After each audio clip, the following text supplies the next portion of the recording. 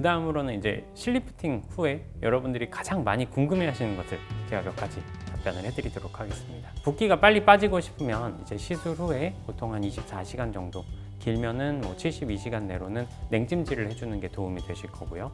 우리가 아무래도 속에서 출혈이나 이런 게 생길 수가 있기 때문에 혈관을 갖다가 최대한 수축시킬 수 있는 거는 냉찜질이 좋은 방법이 될 수 있어요. 다만 이제 과도하게 오랜 시간 동안 돼서 동상을 유발을 하거나 혹은 너무 차가운 온도를 대지 않도록 주의해 주시는 게 필요해요.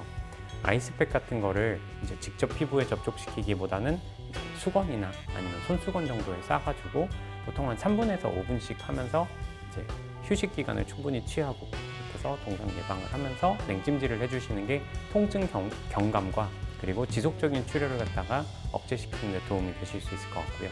그 후에는 온찜질이 오히려 혈액순환을 활발하게 만들면서 붓기의 해소에 도움을 드릴 수 있을 것 같습니다. 그 외에는 이제 저희는 이제 LDM 관리나 이런 초음파 관리를 통해 가지고 붓기를 또 빨리 해소시켜 줄 수 있는 관리 프로그램도 준비되어 있고요. 가정용 디바이스도 많이 사용을 하고 계시죠. 그런 거는 병원에서 사용을 하는 것보다는 아무래도 출력이 좀 떨어질 수밖에 없어요. 그렇기 때문에 오히려 안전하게 사용하시기도 좋겠죠. 그래서 집에 홈케어 장비들이 있으면 그런 거 충분히 사용해 주시는 것도 일부 도움이 될 수 있습니다.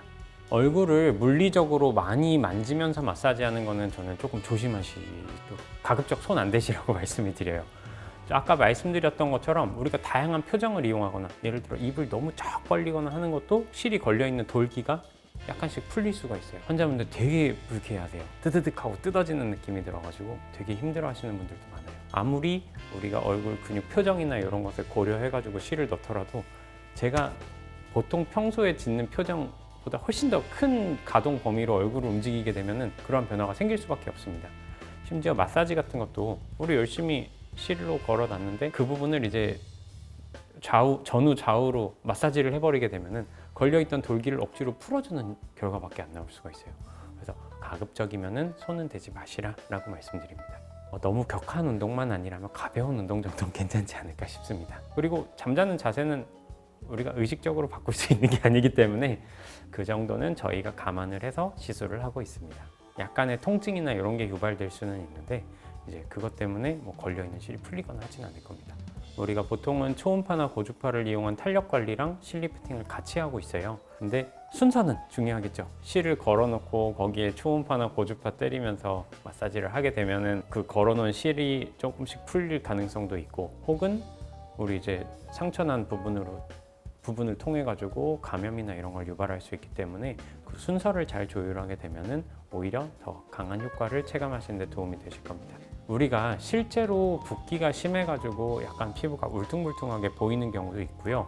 그리고 이제 붓기가 오히려 들어가 있던 마취액이나 이런 게 흡수가 되고 하면서 약간은 이제 딤플 같은 게 중간에 움푹 파인 부분이 생겼던 것들이 눈에 안 보이던 것들이 갑자기 발견될 수가 있어요. 담당 의사가 그 병변을 직접 확인을 하고 해결 가능한 부분이 있으면 해결을 도와드릴 수 있을 겁니다. 그럴 때는 내원해 주시면 됩니다. 피부가 굉장히 얇고 탄력이 많이 떨어지신 분, 그리고 얼굴에 전반적으로 지방층이 굉장히 얇은 피부가 이제 딤플이 흔하게 생길 수 있는 피부라고 보시면 됩니다.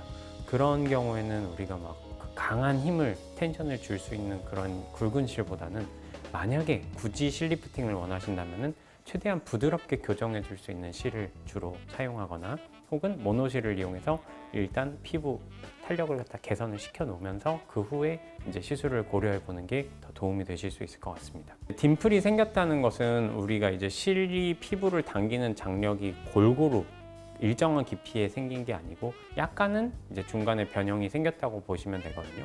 해당 부분을 이제 부드럽게 마사지를 해서 엉겨 있는 한두 개의 돌기를 갖다 부드럽게 풀어주는 방식을 사용하기도 합니다. 그럴 경우엔 대부분 해결된다고 보시면 되고요.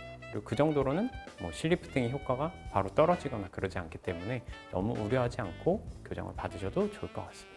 해결되지 않는 딤플이 있을 때 그리고 그러면 안 되겠지만 이제 시술이 이제 고르게 들어가지 못했을 경우에나 아니면은 피부 속에서 심한 감염을 일으킬 경우 혹은 이제 표정을 너무 많이 사용하시다 보면은 근육이 실을 조금씩 밀어내는 경우가 간혹 있어요. 그런 경우에 피부 표면에 실이 비쳐 보이거나 하게 되면은 그때는 이제 빠른 제거를 통해 가지고 추가적인 감염을 막아주고 그리고 충분한 회복 후에 다시 시술을 하시는 것을 권유드리고 있습니다.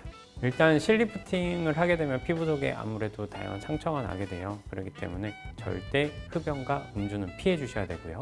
그 외에 다양한 궁금한 점이 있으시다면 꼭 시술한 의사와 함께 환자분 상태를 직접 이야기하면서 그에 맞는 치료를 받으시는 것을 강하게 권유드리고 싶습니다.